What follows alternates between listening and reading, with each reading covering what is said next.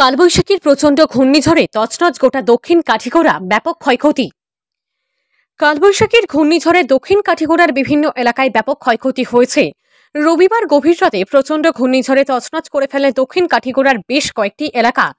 জানা গেছে, নিচ কাঠিগড়া, ময়নারপাড়, লামারগ্রাম, সিদ্ধেশ্বর ইত্যাদি এলাকা জুড়ে প্রায় 1 ঘণ্টা ব্যাপী তীব্রবেগী ঝড়ের তাণ্ডব নৃত্য চলতে থাকে।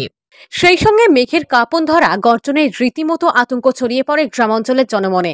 প্রবল বেগী তুফানের তাণ্ডবে দক্ষিণ কাঠিগড়ার বেশ কয়েকটি গ্রামের অসংখ্য গাছপালা ভূপতিত হয়েছে। ভুক্তভোগী গ্রামবাসীরা জানান, রবিবার রাতের ঘূর্ণিঝড়ে অনেকের বাড়ির চালের টিন উড়ে গেছে, কিছু সংখ্যক লোকের ঘর ধসে পড়েছে। এছাড়াও গাছ পড়ে অনেকের ঘরের ব্যাপক ক্ষয়ক্ষতি হয়েছে এবং ছোট ছোট বাহন একেবারে দুমড়ে মুচড়ে গেছে।